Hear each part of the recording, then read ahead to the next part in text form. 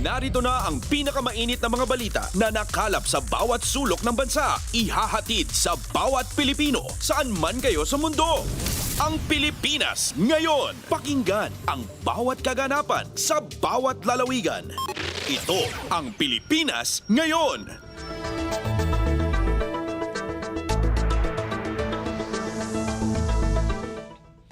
Magandang araw po sa ating mga tagapakinig. Welcome po ulit sa ating programang Ang Pilipinas Ngayon. Ito pong muli ang inyong lingkod, Steph Vicente. Samahan niyo po ako sa kabuuan ng ating palatuntunan. Tulad ng dati, mapakikinggan po ang ulat ng ating mga kapatid na himpilan sa probinsya, ang ating mga segmentong balitang negosyo at kalakalan, balitang sports at balitang artista, maging ang ilan sa mga pangunahing balita mula naman dito sa ating bansa. Yan po sa kabuuan ng ating palatuntunan, ang Pilipinas Ngayon. Kumpleto, detalyadong balitaan, di papahuli sa mahahalagang kaganapan. Kamustahin ang inang bayan, ang Pilipinas ngayon. Sa mahalagang balita, Pangulong Ferdinand R. Marcos Jr. binigyang diin na hindi makakaapekto ang krisis sa enerhiya para gawing tuloy-tuloy ang mga programa ng pamahalaan para sa mamamayan. Ang detalye ng balita ihahatid sa atin ni Alvin Baltazar.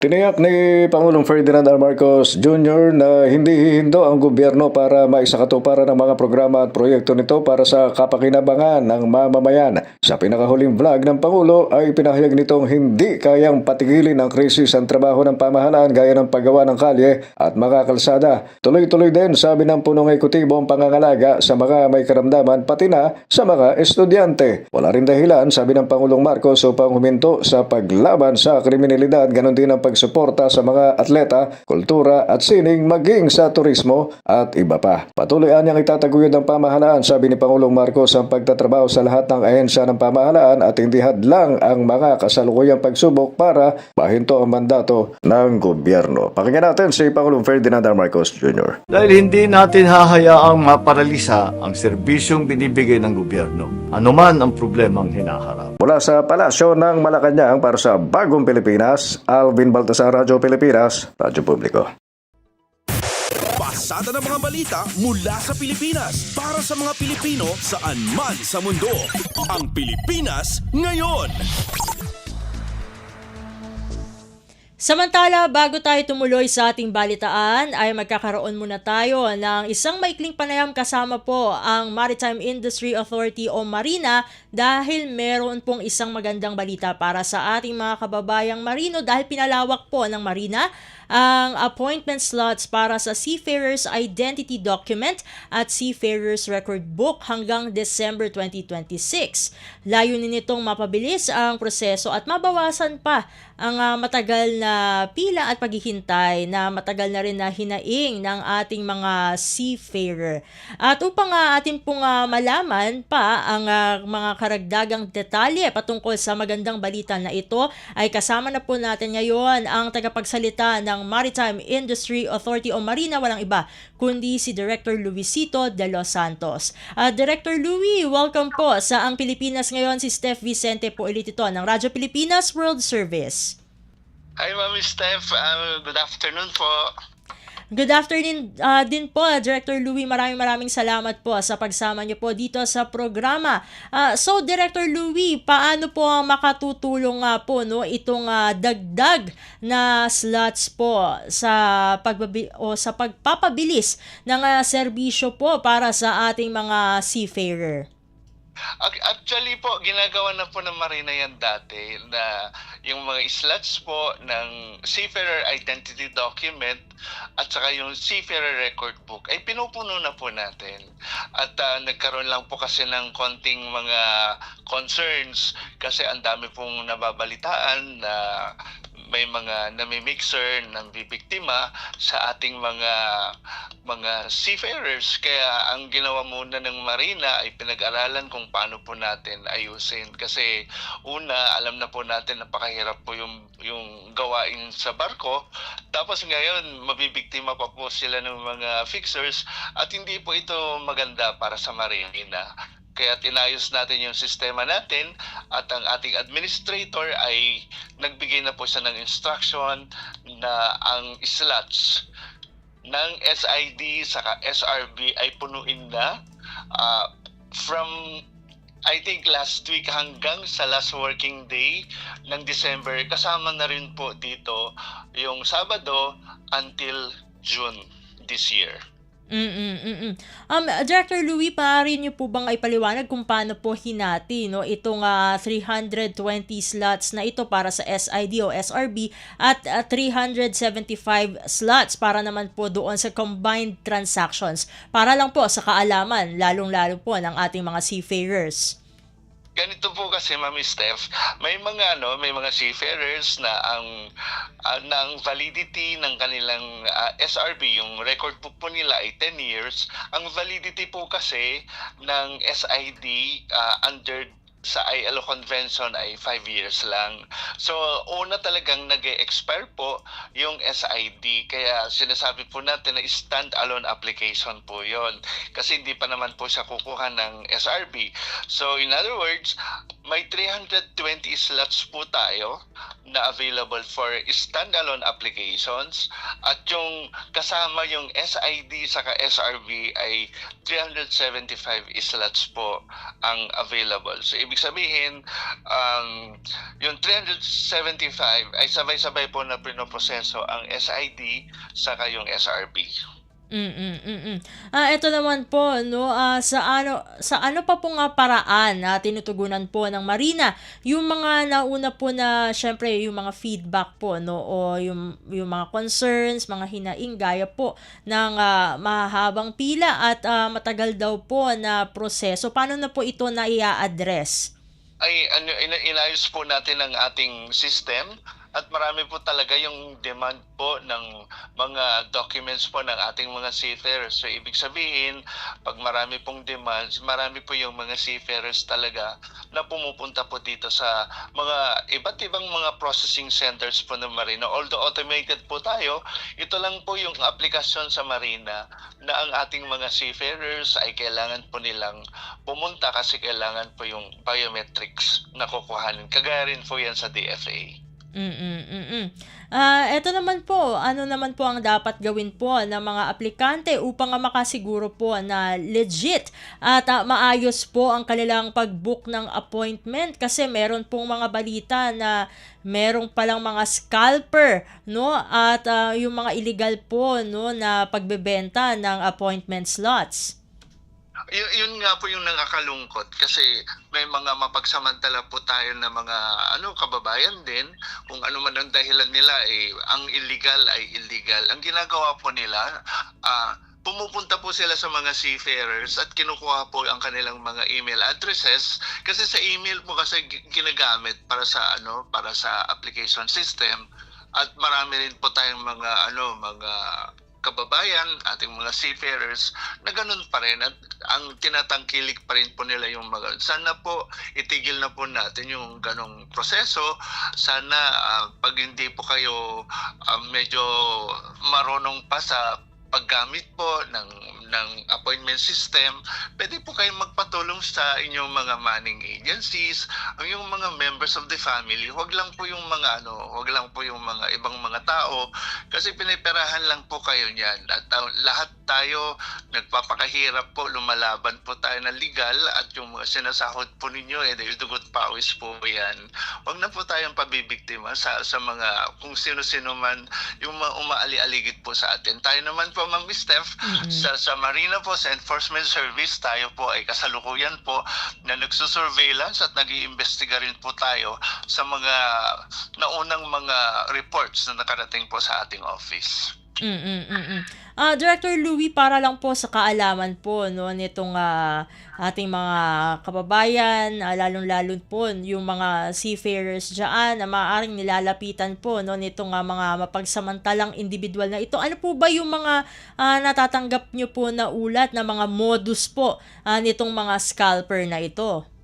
Ang mga ano po, yung mga unang mga natatanggap po natin na mga aligasyon, may mga lumalapit. Dito po kasi sa Calao area, naglipa na po sila. Hindi ko alam mo, may operation sa ginagawa. Nawawala naman po sila ng ilang araw. Tapos may bumabalik na po sila. May website po ang Marina na pwede po nilang puntahan para doon po sila mag-set ng online appointment system. Ang mga manning agencies po ng ating mga seafarers, alam po nila yung proseso. At ano naman po ang maaaring kaharapin na parusa po no nitong mga individual o grupo na sangkot po no dito sa scalping no at dun sa illegal po na pagbebenta ng appointment slots no, ano po yung mga kumbaga may mga maisasampa po bang kaso laban sa mga taong ito? Kasi lumalabas na po kasi na criminal offense na po yan. Bumabagsak po sa kasong estafa. At ang Marina po ay walang police power. Kaya tayo ay nakipag-MOA doon sa Philippine Coast Guard para katuwang po natin sila sa paggawa ng surveillance para malaman po natin kung sino-sino po ang mga gumagawa ng mga ganitong mga modus.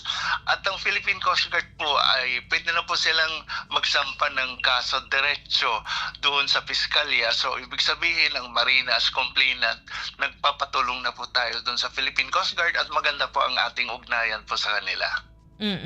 Siguro ito na lamang po no, Director Louie. Ano po ang mga paalala o mensahe po ng Marina sa mga Pilipinong mandaragat, mga seafarer po upang maiwasan ang ganitong panlilinlang at masiguro po na maayos ang kanilang aplikasyon para dun sa kanilang SID at SRB? Sa ating mga seafarers, sa hirap po ng buhay po ngayon at alam namin na mahirap din po ang pagbabarko. Huwag po tayong magpa-fixer. Gamitin lang po natin yung mga official channels ng Marina. Punta po tayo sa website ng Marina, marina.gov.ph lang po 'yon at makikita na po natin yung sign o i-click lang po natin yung online appointment system ng SID saka SRB at doon na po 'yon.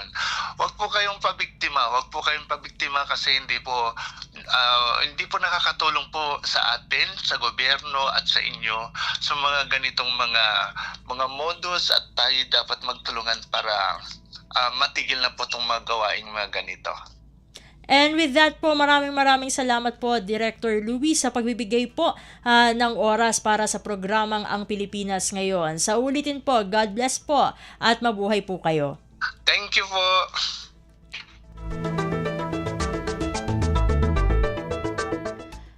At ating nakasama sa ating programang Ang Pilipinas Ngayon ang tagapagsalita ng Maritime Industry Authority o Marina, walang iba kundi si Director Luisito De Los Santos. Tayo babalik na sa ating balitaan. Ipinagutos ng Department of Budget and Management o DBM sa lahat ng ahensya ng pamahalaan, government-owned and controlled corporations o GOCCs at state universities and colleges na i-adopt ang economy measures sa ilalim ng State of National Energy Emergency. Sang-ayon sa National Budget Circular 602, ipinag-utos ni Acting Budget Secretary Rolando Toledo sa lahat ng government agencies na ipagpaliban ang big-ticket purchases at non-critical infrastructure projects para makatipid ngayong may energy crisis.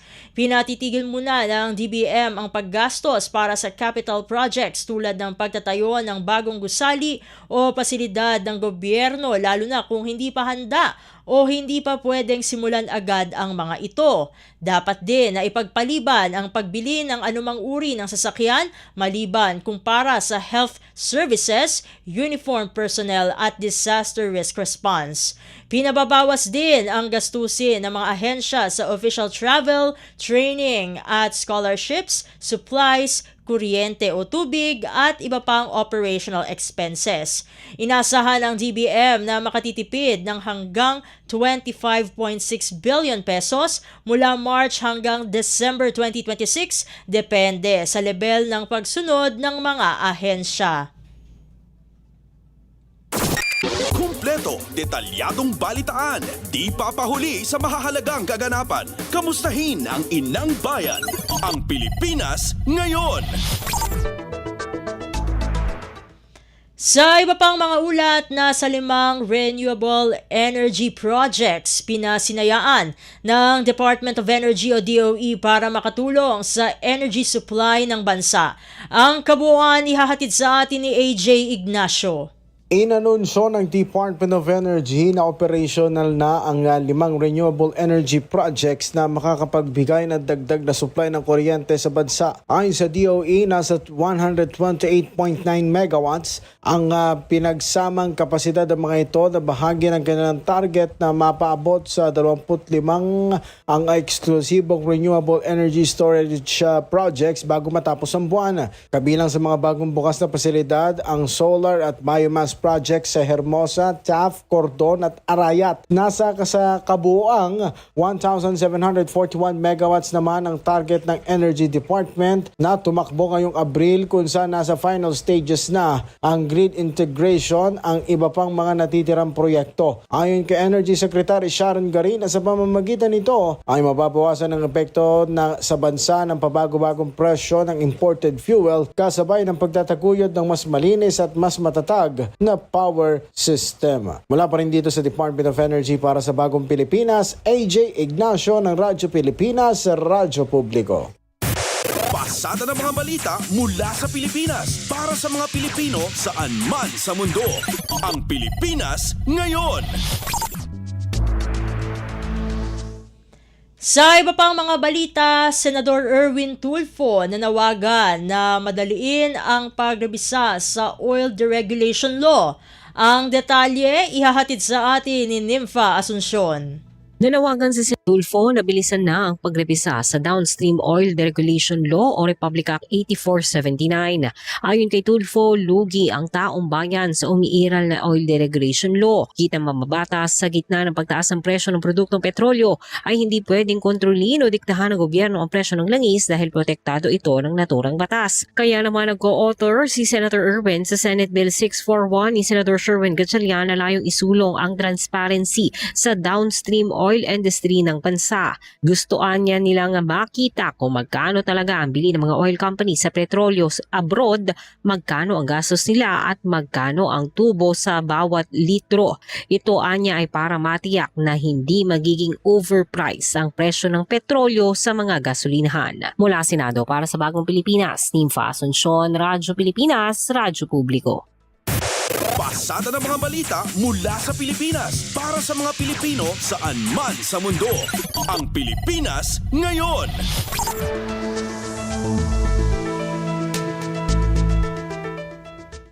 Sa iba pang mga ulat, Department of Agriculture o DA at Department of Transportation o DOTR hinimok na palawigin ang toll-free program para sa agri-trucks.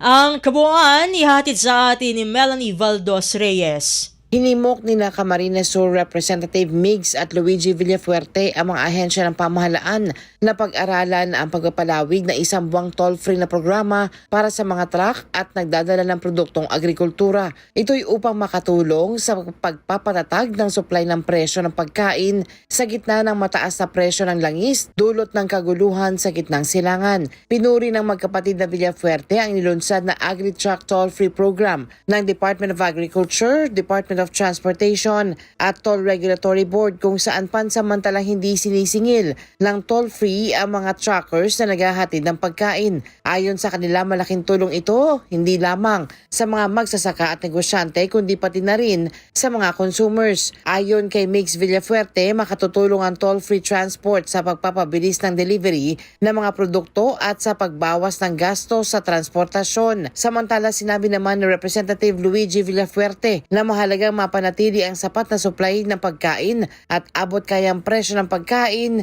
sa mas mahabang panahon. Para sa Bagong Pilipinas, Melanie Valdos Reyes, Radyo Pilipinas, Radyo Publiko. Pasada ng mga balita mula sa Pilipinas para sa mga Pilipino saan man sa mundo. Ang Pilipinas ngayon.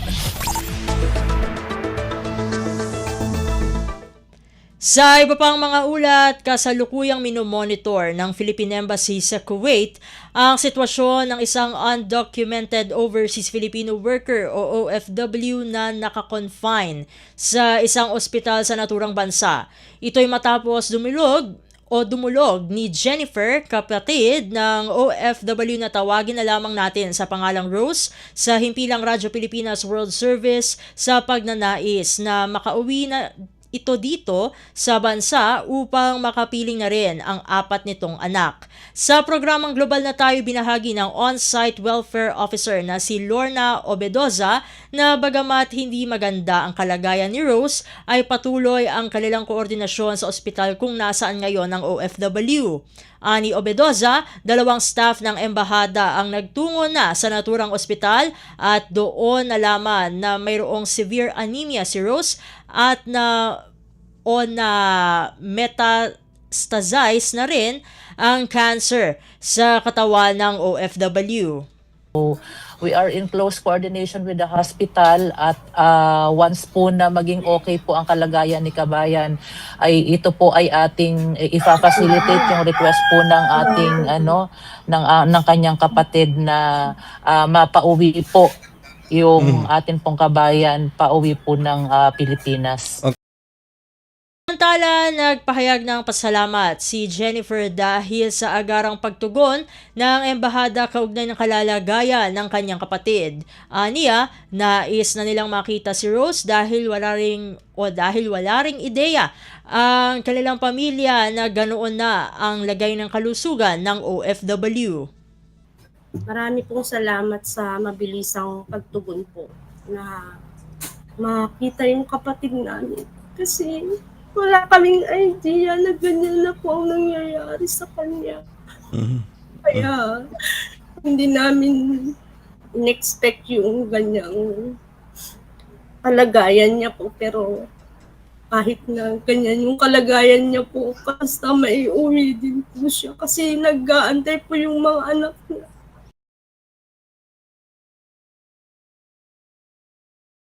Si Jennifer, kapatid ng OFW na si Rose. Kumpleto, detalyadong balitaan, di papahuli sa mahahalagang kaganapan. Kamustahin ang inang bayan, ang Pilipinas ngayon.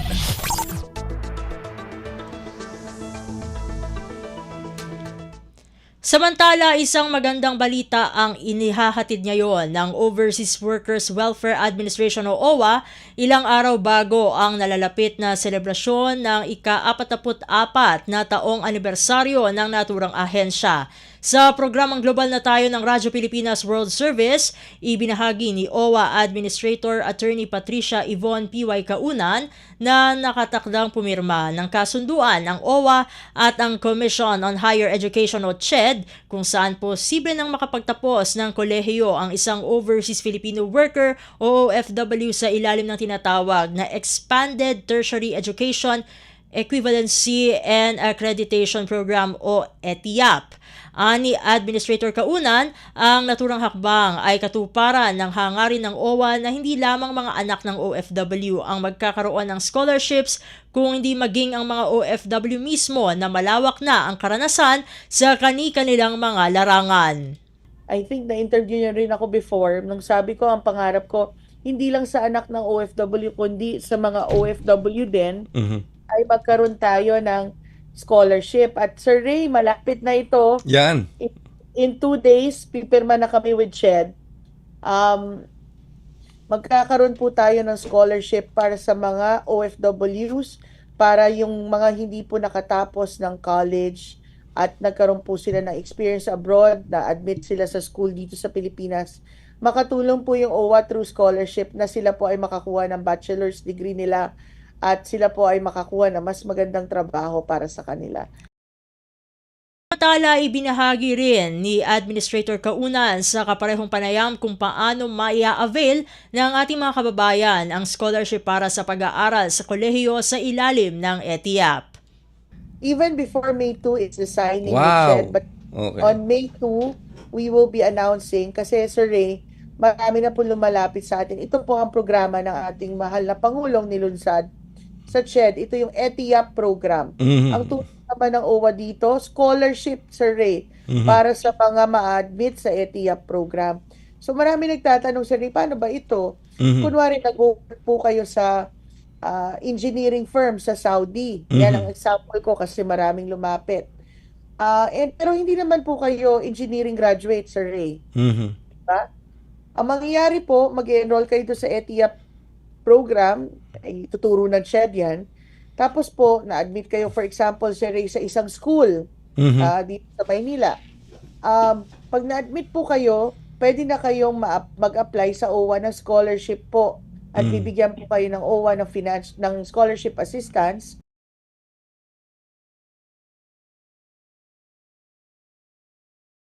Si OWA Administrator Attorney Patricia Yvonne P.Y. Kaunan. Pasada ng mga balita mula sa Pilipinas para sa mga Pilipino saan man sa mundo. Ang Pilipinas ngayon. Sa iba pang mga balita, umabot sa 30 mga kumpanya sa Amerika ang dumalo sa Business Roundtable sa Washington na dinaluhan ng Philippine Ambassador to the United States, Jose Manuel Babe Romualdez, at ng economic team ni Pangulong Ferdinand R. Marcos Jr.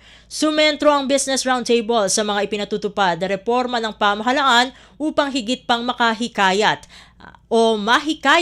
ang mga mamumuhunan mula Estados Unidos na ilagak ang kanilang pamumuhunan sa Pilipinas na magbubukas ng maraming oportunidad pagdating sa trabaho. Sa programang Front and Center ng Radyo Pilipinas World Service, ibinahagi ni Minister Hans Siriban, ang Economic Section Head ng Philippine Embassy sa Washington DC sa Amerika, na dumalo ang mga kumpanya na nasa industriya ng finance, aerospace, manufacturing at agrikultura upang alamin ang mga oportunidad sa pagnenegosyo sa Pilipinas.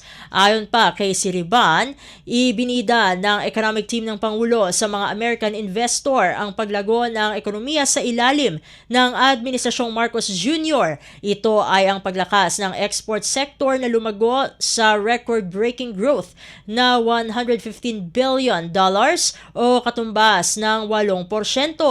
Kaugnay nito ay magsasagawa naman ang US Chamber of Commerce at ang US-ASEAN Business Council ng serye ng mga business mission sa Pilipinas ngayong taon upang alamin ang mga oportunidad sa pamumuhunan sa bansa. For the US Chamber of Commerce, they shared with us plans for them to organize 2 business missions later in the year. Okay. And then the US ASEAN Business Council, they organize annual business missions also to the Philippines. They also reiterated their commitment to have another business mission sometime in the middle of this year. Okay. So many of these companies, when they come, they bring a sizable number of business delegations, about 30 to 40 companies, more than 60 to 70 business people come every year. So we expect something similar, hopefully even with more participants. Siriban, ang Economic Section Head ng Philippine Embassy sa Washington, D.C.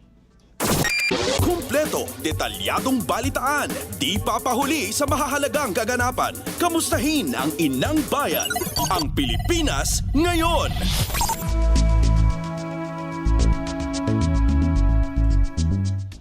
Sa iba pang mga balita, malapit nang matapos ang negosasyon ng Pilipinas at Chile sa Free Trade Agreement o FTA. Ayon kay Trade Undersecretary Alan Gepti, kaunting issue na lamang ang inaayos bago ito tuluyang isapinal. Wala namang nakatakdang panibagong round ng negosasyon dahil natapos na ang huling pag-uusapan noong Disyembre. Sa ngayon, inaayos na lamang ang pinal na technical at policy details bago tuluyang matapos at formal na maisara ang kasunduan. Samantala, nakatakda naman ang susunod na serye ng negosasyon ng Pilipinas sa European Union sa May 18 hanggang May 22 na gaganapin sa Pilipinas. Pasada ng mga balita mula sa Pilipinas para sa mga Pilipino saan man sa mundo. Ang Pilipinas ngayon. Samantala, tiniyak ng National Irrigation Administration o NIA na kayang tugunan ng malalaking impoundment systems ang kailangang irigasyon ng mga magsasaka sa sandaling tumindi ang epekto ng El Nino ngayong taon. Sa programang Bangon Bayang Mahal, sinabi ni NIA Administrator Engineer Eddie Guillen na tinukoy na rin nila noon ang vulnerable areas sa mga irrigation system na hindi kayang magbigay ng patubig. Kaugnay nito, hinimok ng NIA ang mga magsasaka na magtanim ng high-value crops na hindi masyadong mangangailangan ng tubig. Yan po ang hinihingan natin sa DA ng intervention. Halimbawa, hindi namin mapatubigan, hinihingan po namin yan ng mga intervention na pwede namin magtanim tayo ng high-value crops na hindi masyadong kailangan ng tubig, kagaya ng mais, munggo, yung mga gulay. Ina-encourage din po namin sila na magtanim sila along dito sa irrigation canals natin. Si NIA Administrator Engineer Eddie Guillen. Pasada ng mga balita mula sa Pilipinas para sa mga Pilipino saan man sa mundo. Ang Pilipinas ngayon. Sa iba pang mga balita, nagbabala ang psychologist na si Ms. Ross Manalo sa tumataas na insidente ng pandaraya sa mga assessment centers kung saan maraming kliyente ang sinusubukang ipasa o ipasa ang kanilang psychological test sa pamagitan ng hindi tapat na pagsagot. Sa panayam ng programang Warm Heart ng Radyo Pilipinas World Service, ipinaliwanag ni Manalo na madalas mangyari ang dayaan dahil sa maling persepsyon na ang psych assessment ay isang pass or fail na pagsusulit. Aniya, may kakayahan ang mga test na ito na matukoy kung pinipeke o hindi totoo ang mga isinusumiting sagot ng isang individual. Inihalimbawa na lamang ni Manalo ang sitwasyon ng mga overseas Filipino workers o OFWs. Sa ilalim ng proseso, hindi pinapahintulutang tumuloy sa deployment sa ibang bansa ang isang OFW na bumagsak o hindi pumasa sa psychological test. Yan ang kailangan maging careful kasi kaya laganap ang dayaan sa mga assessment centers kasi ang akala nila pass or fail yung mga assessment na kapag bumagsak sila ay hindi na sila magpo-proceed, no? So yung assessment, no, kadalasan, hindi naman sa lahat ng pagkakataon, no, na kailangan siya bago mag-therapy. Pero madalas, oo, no. Layunin kasi nito is maintindihan talaga natin yung pinagdadaanan ng mga kliyente tulad ng mga sinabi ko kanina na possible na ways to assess, no. Kasi ang assessment po ay hindi lang naman ito testing, no. Kahit hindi nagte-test, dumadaan pa rin to sa proseso ng assessment. For example, ako ang ginagawa ko is bago ako magsimula po ng therapy, nagti-3 sessions muna ako of formal assessment. Kumbaga, nag-i-interview lang po ako. Kasi yung testing, ginagawa ko lang siya for formal diagnosis kasi harapin natin ang sitwasyon ngayon. Mahal po talaga ang assessment and minsan kailangan po natin mag-adjust sa financial capacity ng isang patient or ng isang client. Yung mga test po kasi is may power po talaga sila to determine if nagfe-fake po ang isang nagsagot po ng test, no? And siguro hindi tayo basta-basta magsisimula sa technical. Parang we will try to start in using advocacy like i-break natin talaga yung stigma kasi yun yung naiisip nila kumbaga automatic sa kanila kasi hindi po kasi sila aware kung ano po ba talaga yung para saan po ba talaga yung assessment natin. Ang naiisip agad nila is parang test talaga to na kasi May mga times po kasi talaga na, okay, pag bumagsak ka po sa psychological, for example, sa mga OFW, kapag nagsa-psychological exam sila, kapag bumagsak, hindi sila tumutuloy, no? Oo, that's Ang true. dahilan naman po kung bakit hindi sila pwedeng tumuloy kasi maaaring hindi nila kayang kontrolin yung emotions nila at kung ano yung gawin nila doon sa ibang bansa na pwedeng mapahamak po yung agency na naghahawak sa kanila. Si Miss Ross Manalo, isang registered psychologist. Kumpleto, detalyadong balitaan, di papahuli sa mahahalagang kaganapan. Kamustahin ang inang bayan, ang Pilipinas ngayon. Samantala, nilinaw ng psychologist na si Miss Ross Manalo na hindi sapat ang isang simpleng panayam o interview lamang upang makakuha ng valid na medical certificate ang mga empleyadong nagnanais mag-leave sa trabaho dahil sa burnout. Sa panayam sa programang Warm Heart, ipinaliwanag ni Manalo na dumarami ang nagtatanong kung paano gagawing valid ang kanilang mental health certificate. Ayon sa kanya, kailangang sumailalim ang isang kliyente sa masusing clinical evaluation at konsultasyon. Sa prosesong ito, susuriin ng mental health professional kung pasok sa kriteriya ng burnout ang pagod na nararamdaman ng isang tao. Ngunit binigyang diin ni Manalo na hindi pwedeng maniwala agad ang mga profesional sa sinasabi ng kliyente sa isang pagkakataon lamang. Madami ako nagiging cases na ganyan, no? So, again, start po tayo sa consultation. At sa consultation po na yun, meron po akong ginagawang clinical evaluation, no? Yung clinical evaluation po nun, ang layunin nun ay ma-determine po kung ang pagod po na nararanasan ng isang individual ay abot na ba or qualified na ba sa masasabi nating burnout, no? Tapos kapag doon na rin natin i-identify kung ano yung mga need ng client, no, para masolusyonan yung burnout na nararanasan niya, no. Kami ay maaari kaming may kaming tinatawag na mental health certificate po na minsan ginagawang rekomendasyon para sa leave. But of course, no, hindi po kami pwedeng bumase sa isang consultation lang. I mean, pwede pong one session, pero hindi lang po kami pwedeng maniwala sa interview lang, no? Kaya minsan kailangan namin mag-administer ng a little bit of tests lang naman na short, mga maikling test lang, no? Kasi paano kung excuse lang pala nila yun para makapagbakasyon, para makapag-leave. So, kailangan, i-protect din namin yung integridad ng profession namin. But sabi natin, usual na nakikita kong cases or nare-receive ko pong cases is masasabi nating burnout ay kapag hindi na po siya nakakapag-function sa work. So, etong work na to, maaring gustong-gusto niya tong trabaho na to, masaya siya kapag nagwo-work, pero sa sobrang saya niya hindi na siya nagpapahinga, sa sobrang saya niya nag-a-answer na siya ng outside work related concerns, sumasagot sa chat ng group chat, ng work group chat, ganon. So basically, nagtatrabaho ka pa rin outside the office hours. So yun yung mga isa sa mga signs, no?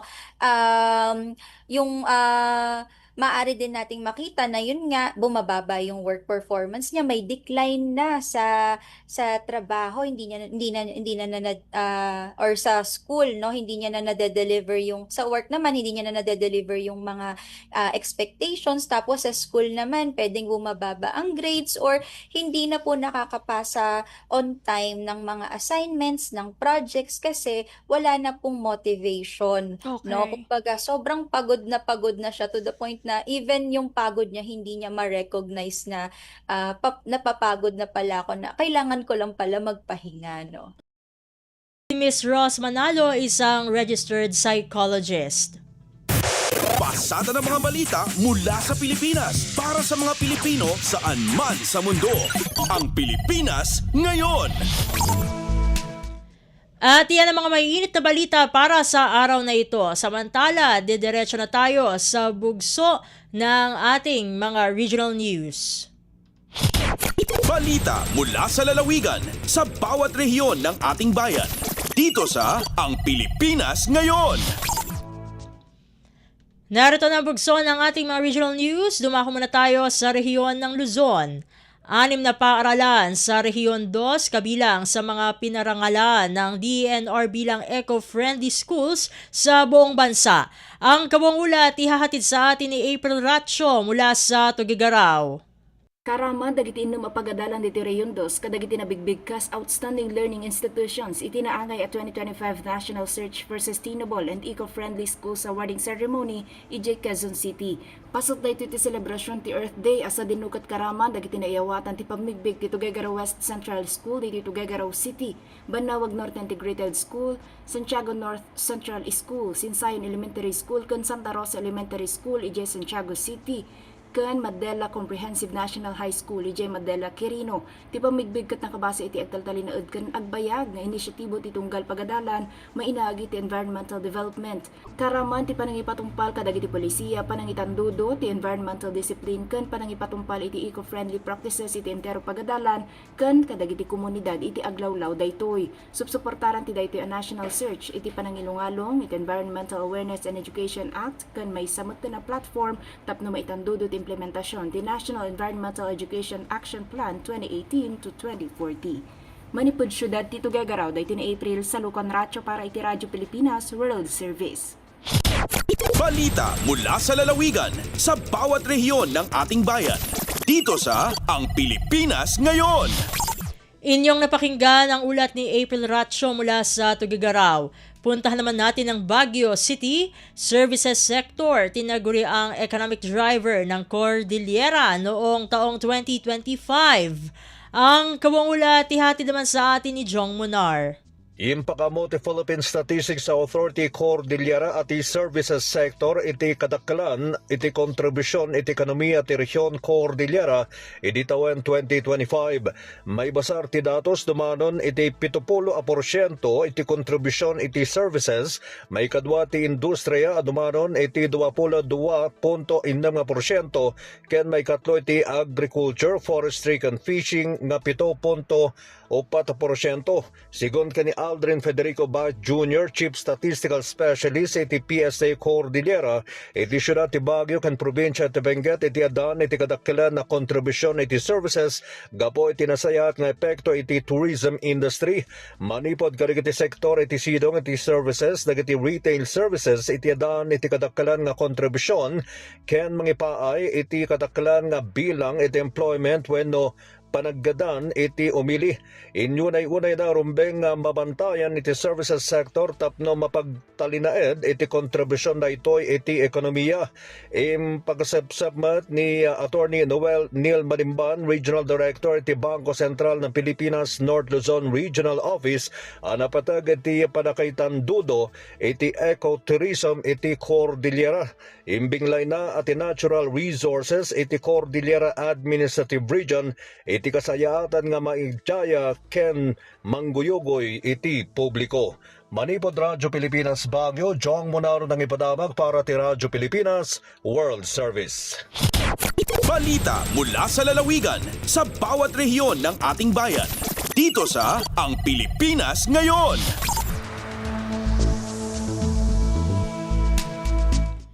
Inyong napakinggan ang ulat ni Jong Munar mula sa Baguio City. Puntahan naman natin ang Verac. 3,000 crablets pinakawalan sa Minaridong Swamp sa Verac, Catanduanes. Narito si Rosie Nieva para sa balita. Nagbutas ng kinakarkulong nasa 3,000 na mga crablets o saradit na alimango sa Minaridong Swamp sa Verac, Catanduanes. Pinanginota ng aktibidad ni Verac Mayor Sinforoso Sarmiento Jr. asin na Governor Patrick Asanza. Sigon kay Mayor Sarmiento, gikan sa pribadong pondo ang proyekto asin pangangatamanan kan LGU Verac Agriculture Office, LGU Verac River Warriors, PLGU Catanduanes katabangan mga residente. Dagdag pa kan alkalde bubuksan sa publiko ang pag-aani kapag nasa tamang sukol na ang mga alimango, alagad masa irarom ini sa regulasyon nga ning masyerto ang pagmamantinir kon suplaya. Sa ngunyan pigbawal mo na ang anuman na pagsisira sa lugar. Biglalauman man na sa mga masunod na bulan, mabutas manin mga tila tilapia asin bango sa nasambitan ng swamp. Obheto kang proyekto na liwat na buhayon ang minaridong swamp como mapagkukuanan nin alimango asin mga sira, siring man como natural impounding kan tubig baha. Gikan sa RP Virac, ini si Rosie Nieva para sa Radyo Pilipinas World Service. Balita mula sa lalawigan sa bawat rehiyon ng ating bayan. Dito sa Ang Pilipinas Ngayon. Inyong napakinggan ang ulat ni Rosie Nieva mula sa Virac. Dadako na tayo sa Kabisayaan. LGU Lapu-Lapu babalik sa 5-day work week bago magtapos ang buwan ng Abril. Ang kabuang ulat ihahatid sa atin ni Jessa Agua Ilanan mula sa Cebu. Sugod Abril 28 hangtod Abril 30, mubalik na sa 5 kaadlaw ang pagbukas sa mga buhatan sa dakbayan sa Lapu-Lapu, lalawigan sa Sugbo. Kini mo'y gianunsyo sa lokal na kagamhanan, human sila mihangop sa compressed work week nunot sa direktiba ni President Ferdinand Marcos Jr. nga magdaginot ang matag buhatan taliwala sa epekto sa tensyon sa Middle East. Bukas ang matag buhatan sa Lapu-Lapu City Hall gikan sa alas 8 sa buntag ngadto sa alas 5 sa hapon karong Abril 28 ngadto sa Abril 30. Tungod kay special non-working holiday man karong adlaw Abril 27, ugma na sugdan ang pagbalik sa 5 kaadlaw nga operasyon sa City Hall Lunes hangtod sa Biyernes. Gipahinumduman usab sa LGU Lapu-Lapu nga sikin sa katong dunay transaksyon sa City Hall nga sirado ang ilang buhatan sa Mayo 1 isip usa ka nationwide non-working holiday tungod sa paghandom sa Labor Day. Samtang ang Executive Order number 2026-23-A, an order implementing a temporary 4-day work week for selected offices in the city of Lapu-Lapu in response to ongoing Middle East conflict, magpadayon ipahamtang pagbalik sugod sa Mayo 4. Gikan sa RP1 Cebu, sa Agua Ilanan para sa Radyo Pilipinas World Service. Balita mula sa lalawigan sa bawat rehiyon ng ating bayan. Dito sa Ang Pilipinas Ngayon.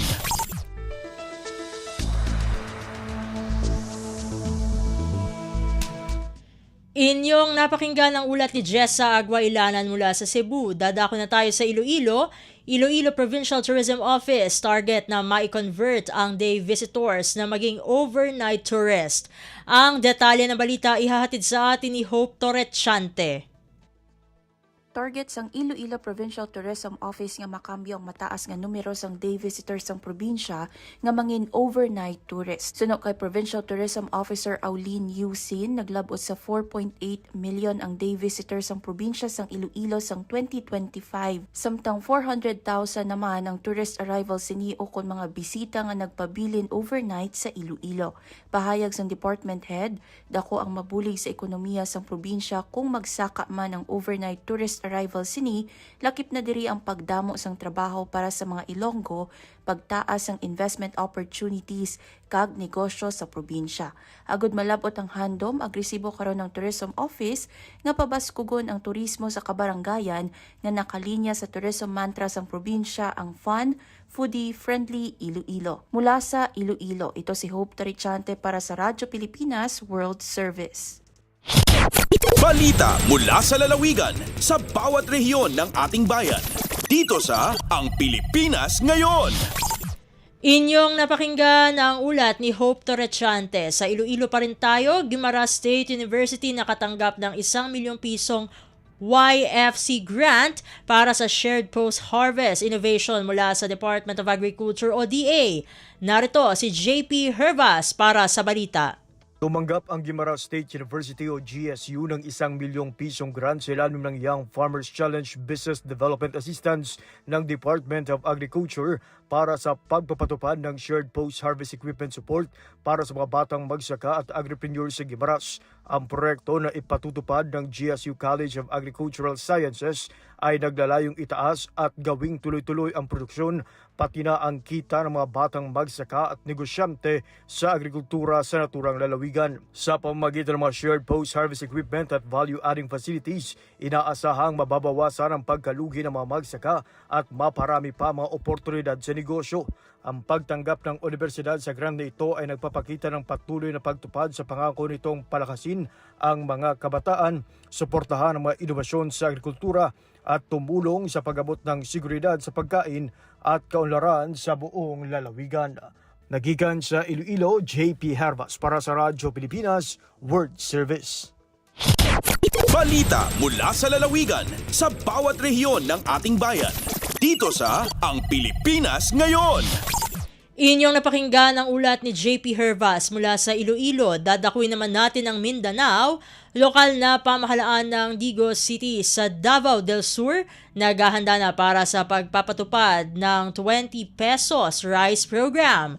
Ang detalye ihahatid sa atin ni Maselda Salia mula sa Davao. Gisugdan na ang pagpangandam sa pagpatuman sa 20 pesos nga rice program sa dakbayan sa Digos human sa malampusong coordination meeting uban sa mga opisyal sa lokal nga gobyerno aron nga masiguro ang hapsay nga launching karong umaabot nga Abril 28 ug mga adlaw. Ang maong programa proyekto sa Department of Agriculture Food Terminal Incorporated uban sa suporta sa LGU Digos tumong makatabang sa katawhan batok sa kasamtangang kalisod pinaagi sa barato nga bugas. Sa unang rollout, ang mga barangay sa Zone 1 ug 2 ug 3 mo'y unang makabenepisyo samtang ipatuman ang rolling store sa ubang lugar. Prioridad ang senior citizens, PWDs, solo parents ug uban pang vulnerable sectors nga piliun sa mga barangay officials. Gipahinumduman usab sa City Government of Digos ang publiko nga posibleng o musalig lamang sa ilang official Facebook page alang sa tukmang impormasyon kabahin sa maong programa. Gikan dinhi sa Davao City, Maselma Mondasalia para sa Radyo Pilipinas World Service. Balita mula sa lalawigan sa bawat rehiyon ng ating bayan. Dito sa Ang Pilipinas Ngayon. Inyong napakinggan ang ulat ni Maselda Salia mula sa Davao. Dadakuin na natin ang Butuan. 2 individual na sangkot sa paihi o fuel smuggling huli sa Agusan del Norte. 2 iba pa huli naman sa iligal na pagbebenta ng gasolina. Pakinggan ang balita mula naman kay Jocelyn Morano. Sakpan sa CIDG Agusan del Norte Provincial Field Unit ang duha ka mga lalaking nalambigit sa paihi o fuel smuggling. Taod-taod nang gipanubayan ng illegal nga kalihukan o sa gipahigayon nga law enforcement operation dito sa Barangay Santa Ana, Tubay, Agusan del Norte.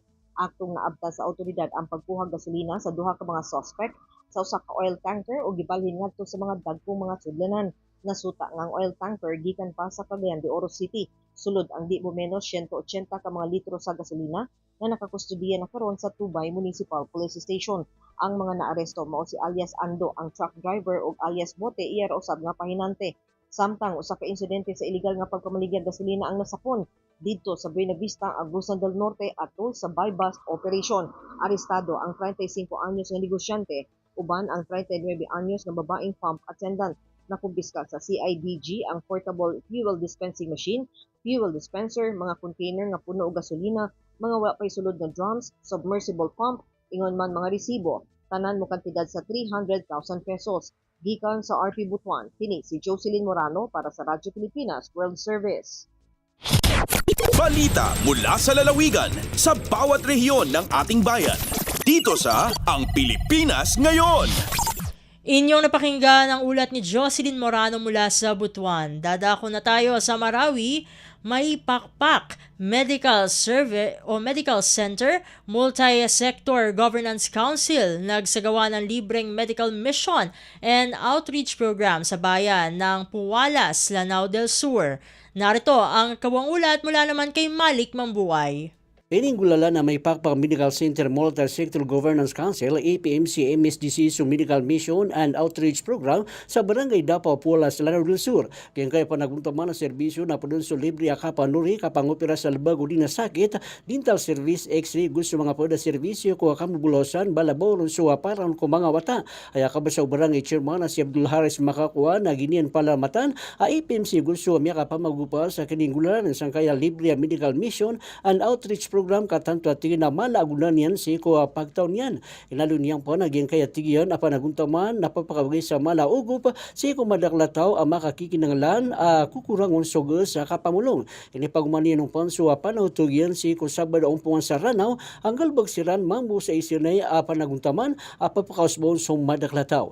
Gibo si Malik Mambuay po sa Marawi City para sa Radyo Pilipinas World Service. Balita mula sa lalawigan sa bawat rehiyon ng ating bayan. Dito sa Ang Pilipinas Ngayon.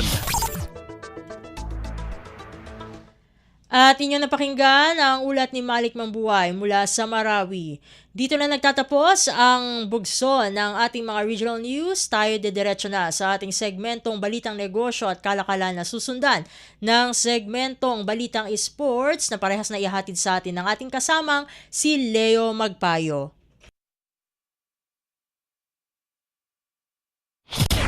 Lagay ng ekonomiya, kalakalan, negosyo at iba pa. Atin ang alamin dito sa Ang Pilipinas Ngayon.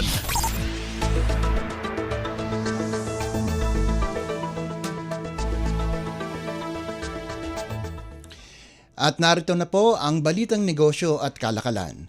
Posibleng magtaas pa ng hanggang 50 basis points ang Bangko Sentral ng Pilipinas o BSP ngayong taon dahil sa oil price shock mula sa Iran war na patuloy na nagpapataas ng inflation expectations. Kamakailan nagtapos ang easing cycle ng BSP matapos itaas ang key policy rate ng 25 basis points sa 4.5% at nagbigay ng signal na maaari pang sundan ito ng maliliit na pagtaas. Ayon sa Deutsche Bank at ANZ Research, inaasahang dalawang 25 basis points hikes pa ang posibleng ipatupad sa mga susunod na policy meetings na maaaring magdala ng policy rate sa 5%. Tumaas sa 4.1% ang inflation noong Marso, mas mataas sa forecast ng BSP at sa target nitong 2 hanggang 4%. Itinaas na rin ng Central Bank ang inflation outlook sa 6.3% ngayong taon at 4.3% sa 2027.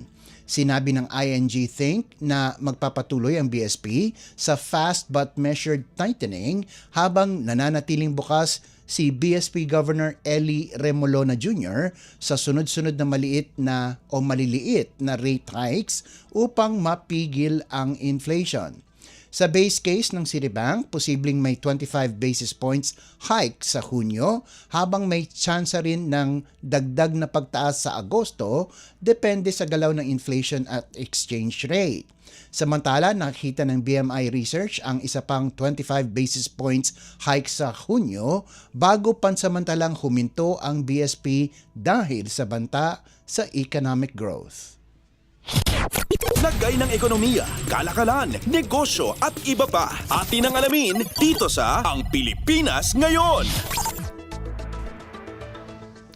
Pinaghahandaan na ng mga water providers sa Kalakhang, Maynila at karatig lugar ang posibleng epekto ng El Nino matapos magbabala ang Philippine Atmospheric Geophysical and Astronomical Services Administration o PAGASA na maaari itong mabuo pagsapit ng kalagitnaan ng taon. Ayon sa Metropolitan Waterworks and Sewerage System o MWSS, inatasan na ang Maynilad at Manila Water na ipagpatuloy ang kanilang augmentation measures kabilang ang muling pagbubukas ng deep wells, pag-optimize ng treatment plants, pagbawas ng water losses at pagde-deploy ng water tankers sakaling bawasan ng alokasyon mula sa Angat Dam. Itinaas na ng PAGASA sa El Nino Alert ang kanilang warning status na may 79% chance na mabuo ang El Nino sa pagitan ng Hulyo at Agosto at maaring tumagal hanggang unang bahagi ng 2027. Ang El Nino ay nagdudulot ng mas tuyo at mainit na kondisyon at maaaring magresulta sa drought at dry spells sa ilang bahagi ng bansa. Hiniling na rin ng MWS sa National Water Revenue Bureau o NWRB na itaas ang year-end elevation ng Angat Dam na nagsusupply ng halos 70% ng tubig sa Metro Manila. Lagay ng ekonomiya, kalakalan, negosyo at iba pa. Atin ang alamin dito sa Ang Pilipinas Ngayon. Isinusulong na ng Bases Conversion and Development Authority o BCDA ang pagpapalawak ng Clark International Airport na pumasok na sa design phase para sa ikalawang runway, isang hakbang para patatagin ang Clark bilang pangunahing logistics hub ng Central Luzon. Ipinagkaloob ng BCDA ang 206.9 million pesos na detailed engineering design contract sa joint venture ng Schema Consult Incorporated at Yushin Engineering Corporation ng South Korea. Bahagi ito ng infrastructure push ng Administrasyong Marcos Jr. para palakasin ang Luzon Economic Corridor. Target ng ikalawang runway na magbigay ng critical redundancy upang hindi maantala ang operasyon habang may maintenance o aberya. Ayon kay BCDA President Joshua Bingkang, malaking hakbang ito para sa operational resilience ng paliparan at para mapahusay ang konektibidad ng mga negosyo sa riyon. Tatapusin ang design phase ay ikalawang quarter ng 2027 bago simulan ang bidding para sa konstruksyon. Inaasahang magiging operational ang bagong runway sa ika-4 na quarter ng taong 2029. Dumarami ang pasahero at industrial activities sa Clark na umabot sa 2.75 million passengers noong 2025. Kasabay nito, pinalalawak ng UPS at FedEx ang kanilang operasyon sa lugar. Kasama sa mas malawak na plano ang dagdag na taxiways, aprons at utility upgrades para mapabilis ang aircraft turnaround at madagdagan ang flight movements, bahagi ng estratehiyang magbibigay ng high-capacity alternative sa Metro Manila. Lagay ng ekonomiya, kalakalan, negosyo at iba pa. Atin ang alamin dito sa Ang Pilipinas Ngayon. At para naman sa halaga ng palitan, ayon sa Bangko Sentral ng Pilipinas ngayong Lunes, ika-27 ng Abril, ang halaga ng piso kontra sa dolyar ay nasa 60 piso at 74 sentimo. Ang Japanese yen naman po ay nagkakahalaga ng 38 sentimo. Ang Singaporean dollar ay nasa 47 piso at 59 sentimo. 4 na sentimo naman ang won ng South Korea at nagkakahalaga ng 8 piso at 89 sentimo ang isang yuan ng China. Sa iba pang palitan, ang Hong Kong dollar ay nagkakahalaga ng 7 piso at 75 sentimo. Ang British pound naman ay katumbas ng 82 piso at 10 sentimo. Nasa 71 piso at 13 sentimo ang euro, 44 piso at 39 sentimo ang Canadian dollar, habang ang Saudi Arabian rial ay nagkakahalaga ng 16 na piso at 16 na piso at 19 na sentimo. Lagay ng ekonomiya, kalakalan, negosyo at iba pa. Atin ang alamin dito sa Ang Pilipinas Ngayon. At yan po ang ating balitang negosyo at kalakalan. Samantala, susunod naman po ang sports balita. Updates at pinakahuling mga usapin sa mundo ng palakasan. Atin ang pakinggan dito sa Ang Pilipinas Ngayon. Nakakuha na ng unang win streak ng conference ang Converge, habang umangat naman sa second spot ang Barangay Ginebra sa PBA Season 50 Commissioner's Cup sa Smart Araneta Coliseum nitong linggo. Pinangunahan ni Donovan Smith ang Fiber Xers sa kanilang 130-103 na panalo kontra Phoenix na naglaro ng walang import. Bumida si Smith sa kanyang PBA return, taglay ang 32 puntos, 14 na rebounds at 3 blocks, habang nag-double-double din si Justin Baltasar na may 15 puntos at 16 na rebounds. May 16 na puntos si Alex Stockton at tig-13 sina Justin Arana at Juan Gomez de Leaño. Umangat ang Converge sa 4-6 record at biglang pumasok sa playoff hunt. Kalahating laro na lang ang agwat mula sa San Miguel at Magnolia sa ikalawang pwesto. Nanguna si Richie Rivero para sa Phoenix na may 26 na puntos, habang wala pa rin si import James Dickey III dahil sa injury. Samantala, nagpasiklab sina Justin Brownlee at RJ Barrientos para sa Ginebra sa kanilang 119-107 na panalo kontra Titan Ultra. Kumamada si Brownlee ng 35 puntos at 9 na rebounds, habang nagambag si Abarrientos ng 25 puntos. Halos triple-double naman si Scottie Thompson na may 12 puntos, 9 na rebounds at 9 na assists, at nag-double-double si Troy Rosario na may 13 puntos at 14 na rebounds. Umakyat ang Ginebra sa 7-2 record, kapantay ng NLEX, at nasa likod lamang ng league-leading Rain or Shine na may 8-1 kartada. Updates at pinakahuling mga usapin sa mundo ng palakasan. Atin ang pakinggan dito sa Ang Pilipinas Ngayon. Nakasilat ng panibagong medalya ang Pilipinas matapos masungkit ng women's sprint team ang silver medal sa 4x60 meter relay ng 6th Asian Beach Games sa Sanya, China nitong linggo. Mula sa kanyang bronze sa women's 60 meter dash, pinangunahan ni Lawrence ang quartet kasama sina Shane Joy Ponce, Lian Diana Pama at Olympian Christina Knott para sa isa pang podium finish para sa Team Philippines. Tumapos ang Filipina squad sa 29.73 seconds, bahagyang nahuli sa Thailand na nag-gold sa 29.46 seconds. Bronze naman ang China sa 30.42 seconds. Suportado ni Philippine Olympic Committee President Abraham Bambol Tolentino at Philippine Sports Commission Chairman Patrick Gregorio, umangat ang medal tally ng bansa sa 3 ginto, 2 silver at 2 bronze. Nagsimula ang mainit na kampanya ng Pilipinas sa beach athletics nang mag-gold si Leonard Grospe sa men's high jump noong Biyernes. Sa women's high jump naman, nagtapos si Mariel Abuan sa ika-6 na pwesto matapos maklear ang 1.6 meters. Updates at pinakahuling mga usapin sa mundo ng palakasan. Atin ang pakinggan dito sa Ang Pilipinas Ngayon.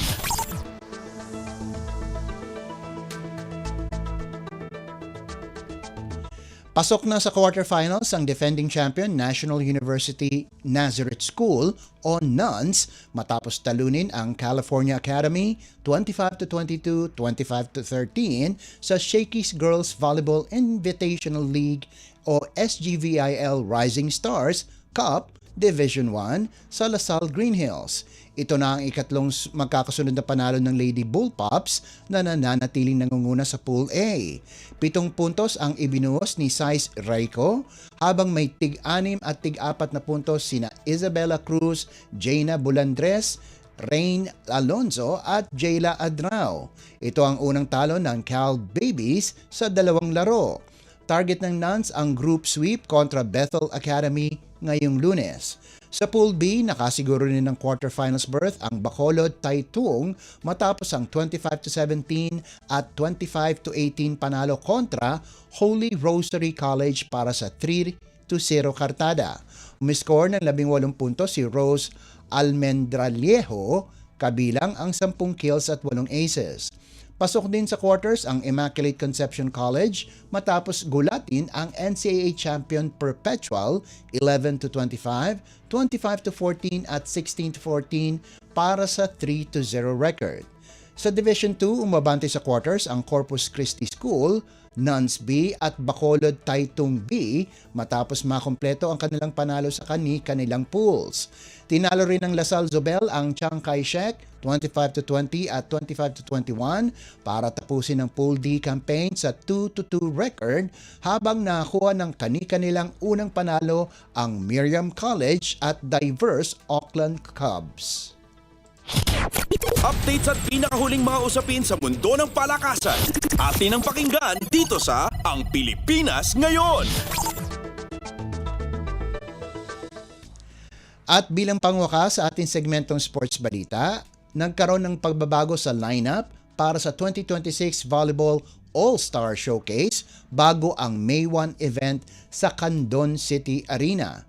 Pumasok bilang mga kapalit sina Kim Malabunga at Isay Marasigan ng Criss Cross, pati si Jared Schneck ng AEP Cab Stars matapos ang huling adjustments sa orihinal na roster ng selebrasyon ng mga bituin ng Spikers Turf. Kinuha ni Malabunga ang pwesto ni JP Bugaon ng Savoj sa Team Power, habang papalit si Marasigan kay Edward Camposano ng Alpha Insurance. Si Schneck naman ang sasalo sa slot ni Sherwin Caritativo ng Savoj. Umatras sina Bugaon, Camposano at Caritativo dahil sa personal na kadahilanan na agad namang iginalang ng liga. Hindi pa rin matitinag ang Team Power kahit may pagbabago sa lineup. Bubuo sa core ng ang crisscross standouts na sina Jude Garcia, Adrian Villados, Noel Campton, Lloyd Yosafat at Menard Guerrero kasama si Louie Ramirez ng Savoge. Pamumunuan sila ni Savoge head coach Sidney Calderon. Sa bench, naroon sina EJ Casanya at Vince Lorenzo ng AAP Capstars, Billy Anima at JM Ronquillo ng Alpha Insurance, Jaron Requinton ng Crisscross at JV Sumagaysay ng VNS Always Bright Laticrete. Samantala sa Sandigan ang Team Passion sa kombinasyon ng Crisscross Trio na sina Nico Almendras, John Philip Pepito at Gian Glorioso. AAP Capstars, Mefena Guaza at J-Rock de la Noche at CNC lang ng Alpha Insurance. Si Coach Tay Bundit ang mamumuno sa koponan. Updates at pinakahuling mga usapin sa mundo ng palakasan. Atin ang pakinggan dito sa Ang Pilipinas Ngayon. At yan ang pinakahuling balita sa larangan ng palakasan. Ito po si Leo Magpayo. Samantala, magbabalik na po si Steph Vicente. Updates at pinakahuling mga usapin sa mundo ng palakasan. Atin ang pakinggan dito sa Ang Pilipinas Ngayon. At yan na po ang kabuuan ng ating programa para sa araw na ito. Sa ngalan ng ating mga nakasama dito sa studio, maging ang mga nag-ulat sa atin at naghatid ang ating mga segmento, ito pong muli ang inyong lingkod, Steph Vicente. Mabuhay po tayong mga Pilipino. At yan ang Pilipinas Ngayon. Muling samahan sa parehong oras at alamin ang pinakahuling mga kaganapan at balita saan man kayo naroon. Ang Pilipinas Ngayon.